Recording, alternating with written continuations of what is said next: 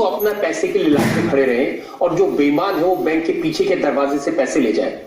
देखिए, कोई व्यवस्था ऐसी नहीं हो सकती जिसमें छिद्र न हो, मगर हम छिद्र को देखकर नहीं बैठे हैं। जो व्यवस्था में लूप होल से उसको प्लग करेंगे और उसको सुधारने के लिए को पहले एंटिसिपेट करना चाहिए था ना। नहीं, इतना बड़ा कदम ही पहली बार उठाया है रजत जी। मुरारजी भाई के वक्त नोटबंदी हुई थी, उस वक्त भी 160 करोड़ की बड़ी नोटें थी। ये 14,75,000 करोड़ की नोटों को रद्द करने का फैसला ये दुनिया का कोई डेमोक्रेटिक देश सोच ही नहीं सकता। वही हो सकता है जहां कम्युनिस्ट है, जहां वही हो सकता है जहां मिलिट्री रूल है। कोई डेमोक्रेटिक देश सोच नहीं सकता। और मैं भी मानता हूं कि डेमोक्रेटिक कंट्री है, हम इसमें चर्चा होनी चाहिए। थोड़ी तकलीफ है, उसको भी अगर कोई उजागर करता है तो हमें इसका खेद नहीं है। नहीं, मैं पूछ रहा हूँ कि जो बेईमानी जिन्होंने की है, जिन्होंने नए नए नोट अपने घरों में भर लिए हैं, वो ऐसा करेंगे इसका पहले से अंदाजा नहीं था? नहीं, अंदाजा था, इसीलिए तो पहले से रिकॉर्डिंग की व्यवस्था कर दी और सब पकड़े जा रहे थे। कहाँ रिकॉर्डिंग की व्यवस्था? बैंकों में से रिकॉर्डिंग में से ही पकड़े जा रहे हैं। 37,000 बैंक ऐसे हैं जहां पर सीसीटीवी नहीं है। रजत जी, ऐसा है,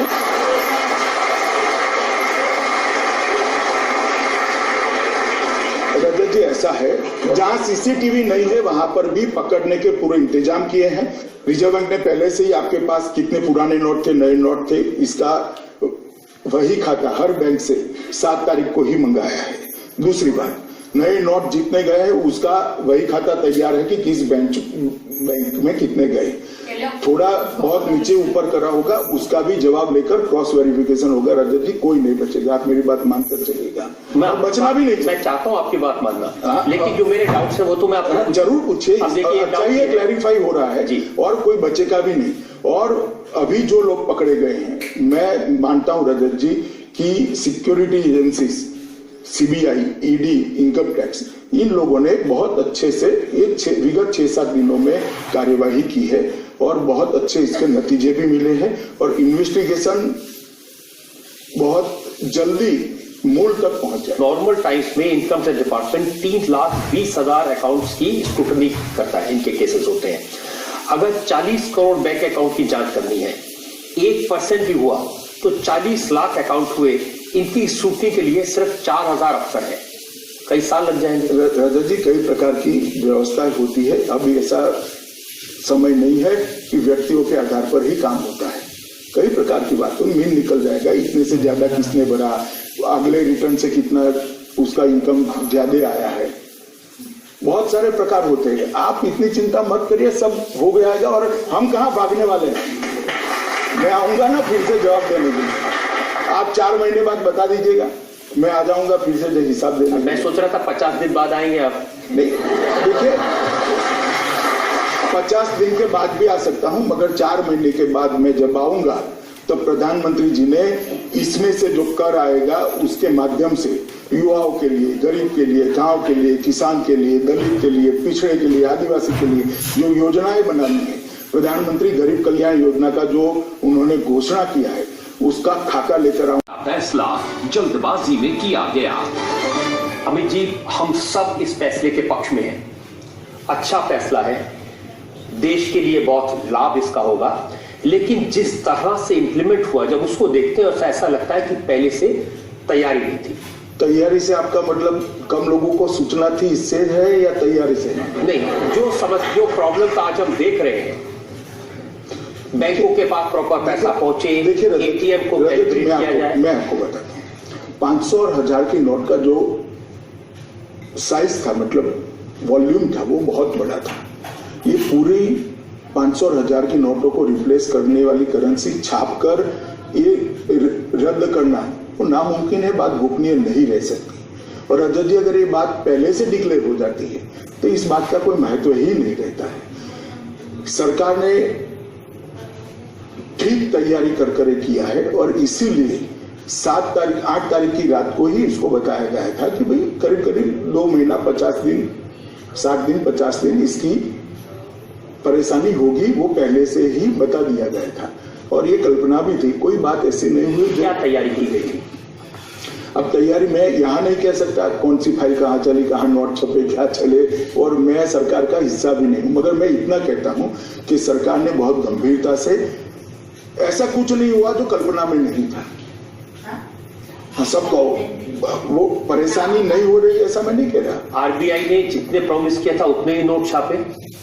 जी देखिए राजा जी, मेरे पास आरबीआई के नोट छापने का हिसाब किताब नहीं होता और ना होना चाहिए। मेरे पास है थोड़ा सा। तो आप बता दीजिए, मगर मेरे पास होना भी नहीं चाहिए। मगर मैं इतना बता सकता हूं कि आरबीआई ने ना कोई चीज गोपनीय रखी है, ना आरबीआई को पूछे बगैर फैसला हुआ है। पर्याप्त मात्रा में कंसल्टेशन जिस छोटे से फोरम में करना चाहिए था प्रधानमंत्री जी को, वो छोटे से फोरम में पर्याप्त मात्रा में कंसल्टेशन करके उसके एडमिनिस्ट्रेटिव सारी चीजों का जांच कर ये फैसला लिया गया है। कोई जल्दबाजी में लिया गया फैसला नहीं है, ना ऐसी कोई जल्दबाजी करने का कोई कारण भी है। देखिए बड़ी प्रॉब्लम यह है कि मार्केट में 2000 के नोट तो हैं लेकिन 500 के नोट नहीं मिल रहे। और मेरी जानकारी के मुताबिक एक दिन में नासिक में 8 मिलियन, देवास में 12 मिलियन और मैसूर और लालबनी मिलाकर के 25 मिलियन नोट छप सकते हैं। तो 8 लाख करोड़ से बाद में परेशानी नहीं रहेगी। बाकी पैसा तो लोगों की तिजोरियों में पड़ा था जो अब बैंक में पहुंचा है, चालान में नहीं था। नहीं, लेकिन ये पहले से एंटिसिपेट किया था कि कुछ लोग बैंक के पिछले दरवाजे से निकाल कर ले जाएंगे और जनता को नहीं मिलेगा वो पैसा। देखिए रजत जी, जब आप किसी भी अव्यवस्था के खिलाफ युद्ध करते हो तो ऐसे युद्ध नहीं होता कि एक तरफा ही होता जाएगा। जिनके खिलाफ युद्ध है वो भी प्रयास करेंगे, मगर उनको बख्शना नहीं है। उनके खिलाफ, उनके प्रयास के खिलाफ कड़े कदम हमने उठाए हैं और उसको जो उन्होंने गुनाह किया है उसकी सजा मिलकर रहेगी। बहुत सारे लोगों को ये लगता है कि इस देश में जो बेईमानी करने वाले किस किस्म का जुगाड़ कर सकते हैं, उसके लिए कोई प्लानिंग नहीं की सरकार ने। इसके लिए प्लानिंग की है तभी तो पकड़े जा रहे हैं। नहीं, तो 1 महीने बाद पकड़ना शुरू हुआ, अगर पहले दिन पकड़े जाते, पहले दिन इतना गया भी नहीं होता, पहले दिन नहीं जाता है पैसा। पहली रात में ही पैसा इकट्ठा होने में एक समय लगता है और 1 महीने बाद पकड़ा गया तो पकड़ने की कार्यवाही जब हुई है तभी तो पकड़ा जाता है। और मैं मानता हूं पकड़ा जाना बुरी बात नहीं है, पकड़ा जाना अच्छी बात है। नहीं, पकड़ा जाना अच्छी बात है, जरूर पकड़ा जाना चाहिए और उसके तह तक पहुंचना चाहिए। लेकिन आमतौर पर लोगों का इंप्रेशन ये है कि जो पैसा बैंक में चला गया वो सिस्टम का हिस्सा हो गया और वो लोग पकड़े नहीं जाएंगे। देखिए रजत जी, अच्छा किया आपने सवाल पूछ लिया। ये भ्रांति देश की पूरी जनता ने निकाल देनी चाहिए कि जिन्होंने पैसा बैंक में डाल दिया वो पैसा वाइट हो गया। कांग्रेस सरकार का जो कानून था वो कानून मोदी जी ने बदल दिया है। अब जो पैसा बैंकों में भरा गया है उसका उनको ब्यौरा देना पड़ेगा इस दिसंबर महीने के एडवांस टैक्स के अंदर। अगर नहीं देते हैं तो 85% पेनल्टी की क्लॉज लगाई है और अगर घोषणा करते हैं और कानूनन धंधा नहीं है, कानूनन इनकम नहीं है, तो 50% इनकम टैक्स कटेगा और 25% इस देश के गरीब, गांव, युवा, किसानों के कल्याण के लिए वो पैसा 4 साल तक सूद के बगैर सरकार के पास बॉन्ड के रूप में जमा हो जाएगा, जिस पर लोन भी नहीं मिल पाएगा।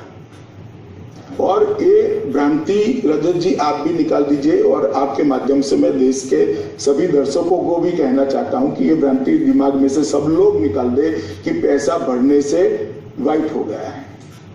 इतना ही हुआ है कि जो पैसा घर पर पड़ा रहता था वो पैसा बैंक में आया है और जिसका काला धन था वो एक्सपोज हो चुके हैं। सरकार के पास सूची बन गई है और सरकार ने दंडित करने के लिए इसलिए इसकी पार्लियामेंट में नया कानून भी लाया है जो पारित भी हो चुका है और उस कानून के तहत 85% पेनल्टी लगने वाली है और अगर स्वयं घोषणा कर देंगे तो 50% सरकार को टैक्स देनी पड़ेगी और 25% देश के विकास के लिए पैसा देना पड़ेगा। इसलिए ये दिमाग में से निकाल दीजिए कि जिसने भी पैसा डाल दिया वो बच गए।